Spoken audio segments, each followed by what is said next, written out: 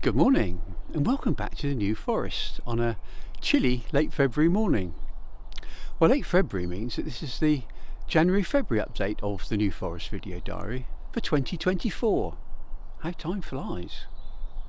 Well, we've got some great content this time, including not one, not two, but three once-in-a-lifetime experiences. And one of them happened to me, so don't miss those. We're also going to meet Sally Jolly, who's one of the New Forest commoners who own the ponies and the pigs and the donkeys that roam free on the open forest. And during the course of this year, we're going to be paying regular visits back to Sally and her family to follow the commoning year. I'm really looking forward to that. So, let's go and see what happened over the last couple of months. January the 1st was very mild and dry. Somewhat different to the 1st of January 3 years ago. That didn't last long though, and we had several named storms during January. Storm Henk caused the biggest problems in the New Forest, with trees down and extensive flooding. We had about 1.5 inches of rain in 24 hours. The ford at the bottom of Brockenhust Road in Brockenhurst usually looks like this. This is how it looks on Google Earth.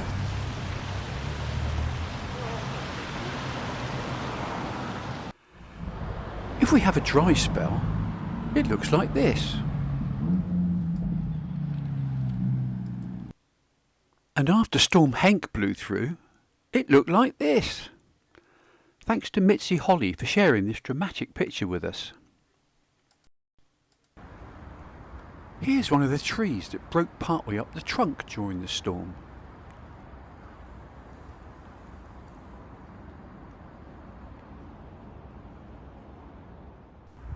Within hours, this pony was nibbling at the shoots which would have been at the top of the tree.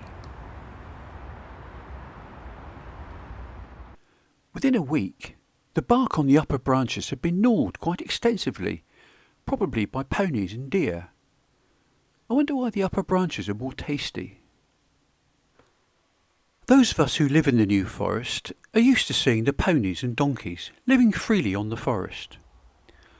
Whilst these all appear to be wild, they're all owned by individuals called commoners.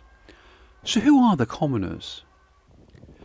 To find the answer to that question, I went to meet Sally Jolly, who is a commoner in the forest. Hi, my name is Sally Jolly and I'm a New Forest commoner, and what that means is that I own, occupy or rent land or property which has attached to it historical forest rights to graze animals on the New Forest.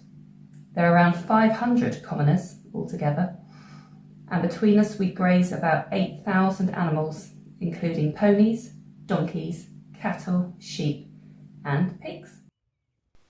We went to meet some of Sally's ponies, which were grazing on private land rather than out on the open forest.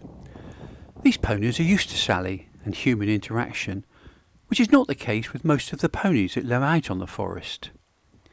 Sally told me more about the ownership of the animals. Yeah, so all the ponies and all the animals on the forest are owned by the commoners.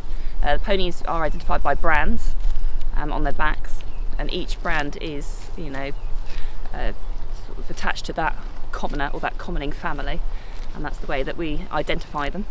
The cattle usually have ear tags, and the pigs will be marked as well. But yeah, the ponies, every single one, every animal is owned by somebody, and they're not classed as wild, they're classed as semi-feral because they are owned by somebody. Okay, so you can see here, I've got my very friendly yearling, Velvet, and the reason I'm making a fuss of her is because she's at home, she's in a paddock at home, whereas if she's out on the forest, then it's best to leave the ponies well away, because they will bite, they will kick, and even though they'll seem friendly to start with, once they realise that you haven't got food or you've got nothing to offer them, they can soon turn their bottoms on you and they will give you your heels, as we say. So best to look at them from a distance, take photos, enjoy them, but keep your distance and keep yourself safe. Thanks, Sally, for explaining that. We'll be going back to visit Sally from time to time to see how the year progresses for this commoning family. Although January and February have been generally mild, but wet, we did have a cold week in the middle of January. The temperature in the New Forest went down to -8 degrees centigrade at one point, which is pretty cold for us. We even had some flakes of snow, but it didn't settle for long. This winter has been a very good year for spotting a very elegant bird, the waxwing. Waxwings live in Scandinavia and come here in the winter in search of food. When they arrive in greater numbers than usual, it's called an eruption of waxwings. And that's what we had this winter. Waxwings were photographed in various parts of the forest, including in gardens. They're particularly attracted to the berries on ornamental trees. On a Beaulieu River boat trip, Kathryn Crouch had one of those once-in-a-lifetime experiences. A pair of grey seals produced a pup this year, the first time that grey seals have bred along the river. As if that wasn't enough excitement, a white-tailed sea eagle landed and walked over to inspect the seal pup. I think there was an initial fear that the seal pup might end up as the eagle's breakfast, but all was well. This eagle is part of a breeding programme to reintroduce the species, which is being run on the Isle of Wight. The first pair of the reintroduced eagles bred successfully last year, the first sea eagle chick to be born in England since 1780. Thanks to Kathryn for sharing these pictures. It's about 8 o'clock in the morning now on a late January day, and I'm out walking in the woods, and a few minutes ago I heard a terrible screaming. It sounded like two animals fighting. Well, I managed to get a bit closer, and this is what I saw.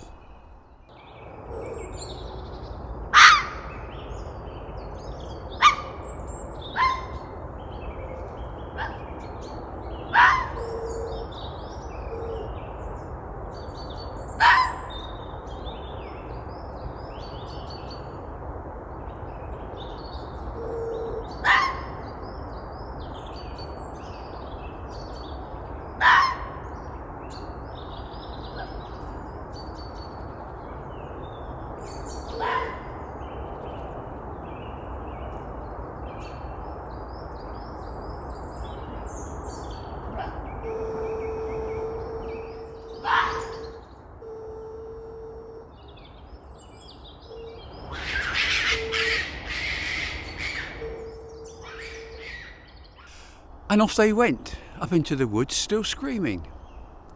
Well, I'm not sure if that was two dog foxes fighting over territory, or if it was a dog fox and a vixen courting. Well, if it was courtship behaviour, it was certainly pretty violent, and certainly not something you see every day. If you go down to the coast at Lymington or Keyhaven, you're almost certain to see a little egret. They're now quite common, even though they've only been breeding in England since 1996. If you're really lucky, you might see the oldest little egret in England, who lives here. This is NJ, named after the letters on his rings. NJ was ringed as a chick in 2006, which makes him 18 years old. Thanks to Steve Laycock, who took this picture in January. Down at Blashford Lakes, my friend Caroline was lucky enough to see a rare sight. Caroline saw an otter. Not only that, she saw the otter catch and eat a fish.